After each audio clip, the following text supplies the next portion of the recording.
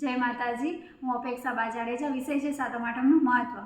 આજના બાળકના માનસપટ પર ત્યોહાર એટલે મનોરંજન, પરંતુ હકીકતમાં તેવું નથી.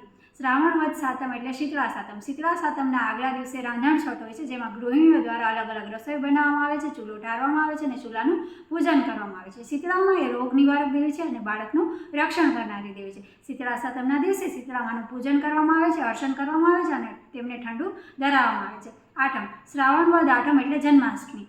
વાસુદેવ અને દેવકીના ઘરે શ્રી કૃષ્ણ ભગવાનનો રાતના 12 કલાકે જન્મ થાય છે. ત્યારબાદ વાસુદેવજી છે એ મામા કંસના ડરથી શ્રી કૃષ્ણ ભગવાનને ટોપલામાં મૂકી અને નંદના અને યશોદાના ઘરે ગોકુળમાં મૂકવા જાય છે. તેથી તેને ગોકુળ આઠમ પણ કહેવામાં આવે છે.